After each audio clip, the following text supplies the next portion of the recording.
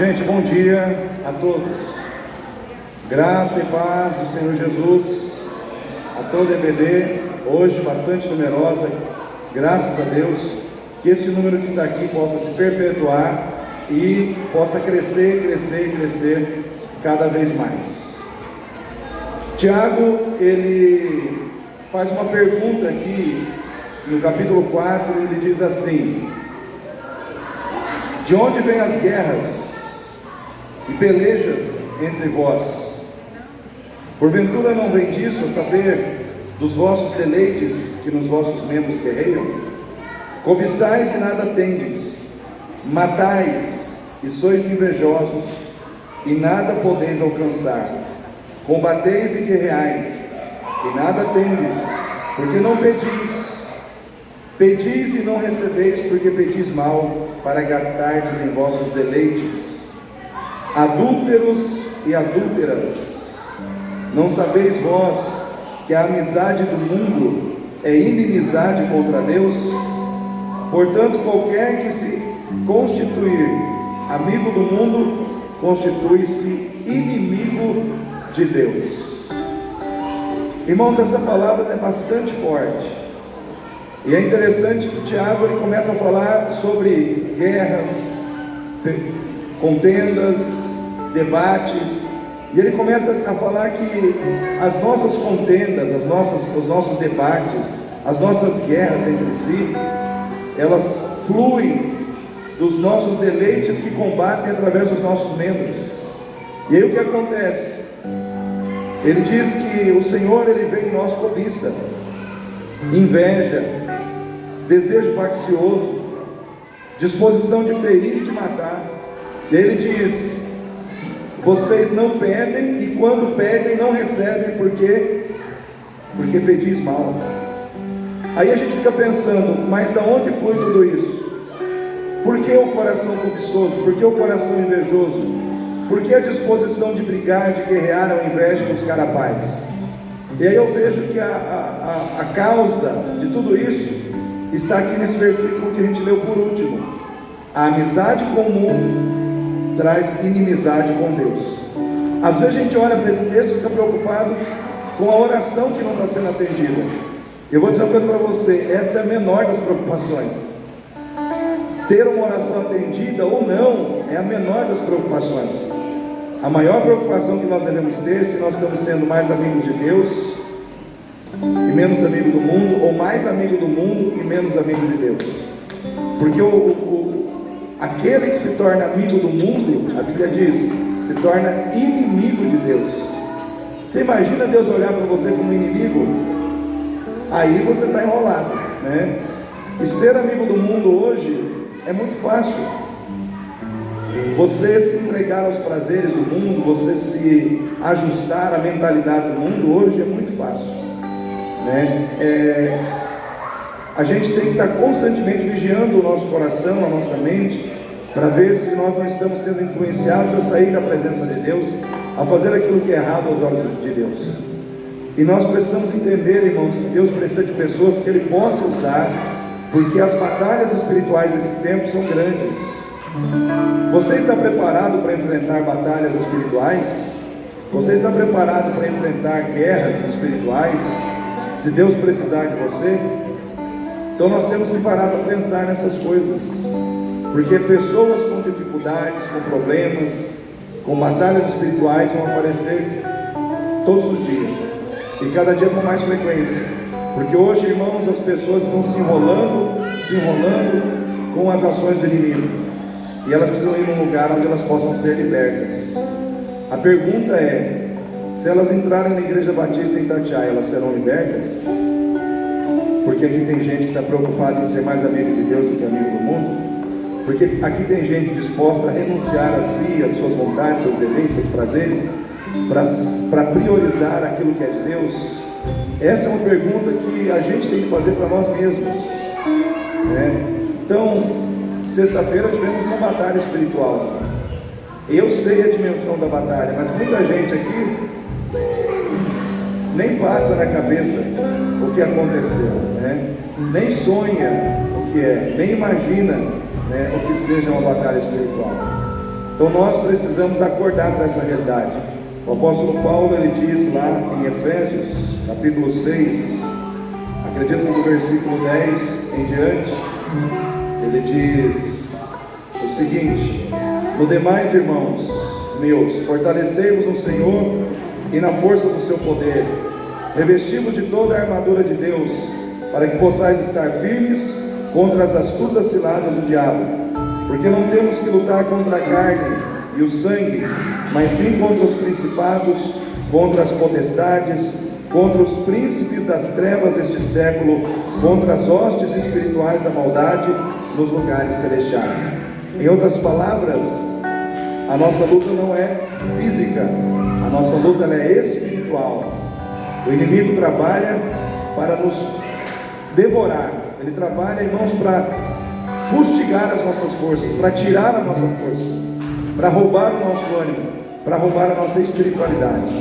E nós temos que lutar para cada dia sermos mais espirituais. E isso não vem porque você quer, isso vem se você se esforçar, né? Isso vem se você se dedicar a buscar uma intimidade crescente com Deus, uma busca crescente pela intimidade com Deus. É só assim que você consegue se preparar e estar revestido. Aqui o texto diz: revestidos da armadura de Deus, da armadura de Deus. E nós temos que buscar isso na nossa vida.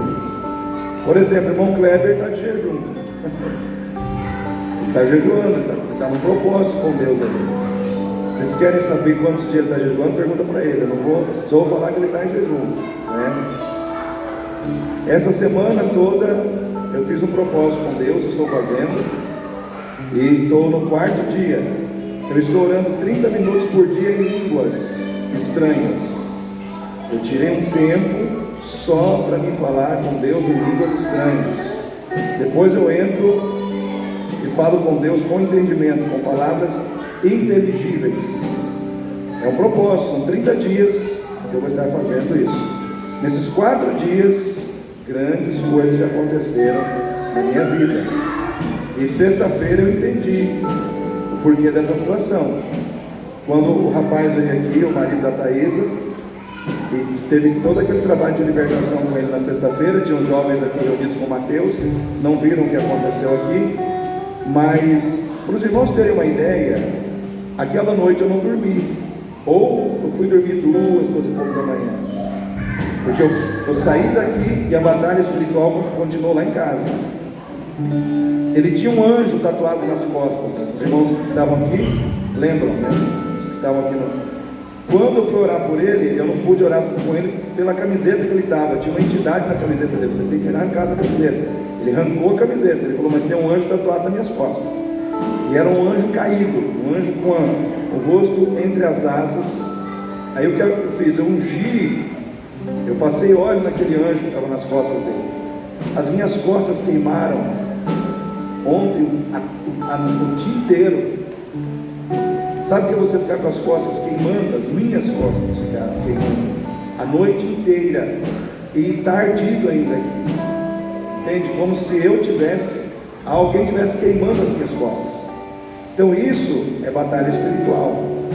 Mas a maioria dos crentes que estão dentro da igreja nem sabe o que é isso, nem entende o que é isso, né? E essa noite eu dormi 1h pouco da manhã, mas já dormi um pouco mais cedo, já começou a melhorar, né? Já começou a diminuir, eu estou sentindo que está mais fraco o negócio, mas de sexta para cá foi pesado. Então pessoas como ele aceitou Jesus, mas na vida dele não tinha um demônio só não, muitos, né? A camiseta dele eu queimei ali no terreno, na sexta-feira, né? Quem acompanhou viu que foi feito isso. Mas aquele rapaz está num processo de libertação. É só aceitar Jesus, ok, ele aceitou, mas precisa fechar isso. Fecha a hora que ele, né, descer as águas, a hora que ele fechar com o batismo. Então, o que acontece? Até lá é uma caminhada, né? Então, é um processo. Ele vai voltar aqui na igreja? Não sei, isso é com Deus, né? Isso é com o Senhor, mas a nossa parte nós estamos fazendo. Então, essa semana, começamos mais empenhados na busca pelo Senhor. Por quê? Porque tem muita gente que Deus quer trazer a esse lugar para libertar, para restaurar. E não é só eu que tenho que me preparar, irmãos. Não é só eu que tenho que me preparar. Vocês precisam se preparar. Quem vem na sexta-feira, culto de libertação, tem que se preparar, né? Eu cheguei sexta-feira aqui, meia hora antes. Deus falou para mim: unge todas as cadeiras. Eu peguei o óleo ungido. Essas cadeiras que estão sentadas aí estão todas ungidas. Eu ungi todas elas, né? Não sabia o porquê, fui entender depois. Então, tudo isso é Deus movendo e trabalhando, porque Ele quer salvar e libertar vidas. E nós precisamos estar mais amigos de Deus do que amigos do mundo. Como é que a gente fica mais amigo de Deus? Jejuando, orando, lendo a Bíblia, né? Foi proposto para a igreja ler a Bíblia. Quantos estão lendo a Bíblia? Quantos entraram nesse propósito de ler a Bíblia, né? Então tem gente que está avançado nessa leitura, tem outros que estão um pouco atrasados, tem outros que estão em dia, e assim vai. E tem outros que nem começaram. Mas ler a Bíblia é se encher de Deus, é se encher da sabedoria de Deus. Então nós precisamos fazer isso. É uma coisa que você não pode terceirizar. Vou pedir para a irmã Lúcia ler a Bíblia por mim. Não tem como, irmãos, eu preciso ler, né? Então, quero deixar essa palavra para vocês. Hoje tem culto de ceia. Não sei se a Luana e o Rodrigo, na minha mente acho que era. Então, Luana e o Rodrigo estarão servindo a ceia. Mas eu quero pedir para que todos estejam aqui. É a ceia do Senhor, é a santa ceia do Senhor. Então precisamos vir, precisamos participar da mesa, né? O Senhor convida aqueles que são seus a participar da sua mesa. Então venha estar conosco aí à noite. Vamos ficar em pé para que nós possamos louvar e adorar o nome do Senhor.